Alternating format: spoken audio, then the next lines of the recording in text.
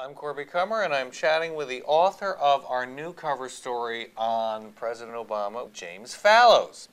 So, Jim, it's notoriously difficult to assess a sitting president in his first term in the frenzy of a campaign and the heat of the criticisms that come at him. And the problem and the challenge you describe is something I tried to convert from a bug into a feature of this story, because a year from now, we will know either that Barack Obama has been reelected. So we'll have the patent of inevitability. Yes, exactly. When we look back in the first term, we'll say, oh yes, it was part of a master plan. As Bill Clinton's horrendous losses of Congress in 1994 look in retrospect, Ronald Reagan's problems early on.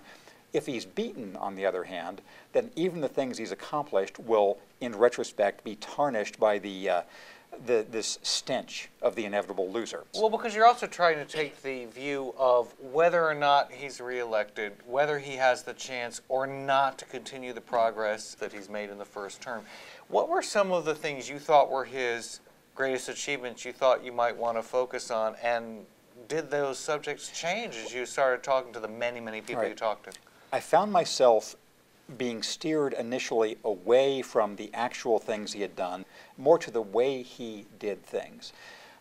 I personally, as somebody who voted for Obama the first time, find him a winning character over the TV. For example, recently, before we're speaking now, he did that little a cappella Al Green riff at the Apollo Theater, which was just charming.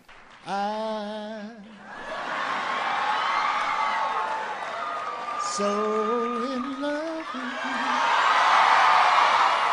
I think that probably if Obama had been as naturally charming in small settings as Bill Clinton plus, name your schmoozer, that wouldn't have changed Eric Cantor's heart. It wouldn't have changed the Tea Party's opposition to him.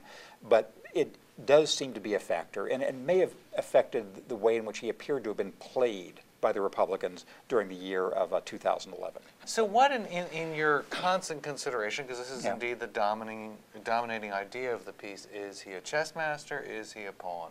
What do you see in the behavior you examine in the first term that will determine his own campaign behavior? In areas where he had to overcome opposition, and more partisan opposition than in quite a long while, I argue that he started out being a pawn and has shown some ability to learn. And that's the crucial thing, because if he is re-elected, we have, as a nation, the fruit of the learning process he's been through now for 3+ years. I think in the campaign, what this will mean is arguing that he is a trustworthy, centrist, familiar figure who people can, for all of their disappointments, can afford to give the reins one more time.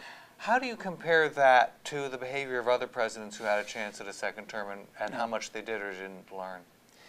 Bizarrely, I will say the comparison here might be with George W. Bush. I thought you might. We didn't even discuss this before. Because Bush actually was a better president in his second term than his first. I didn't vote for him either time. I've argued in our magazine that the decisions he made in 2002 in particular were catastrophic for the nation. But it was precisely because he appeared to have learned in the second term how to work against his great temperamental limits in the first. And strangely, that may be the model for Barack Obama. You heard it here first. Well, we've heard it here first, and we invite you all to read and enjoy this story, as I got to do many, many times. Thank you for your guidance today, but also over the weeks in shaping this story. Always a pleasure.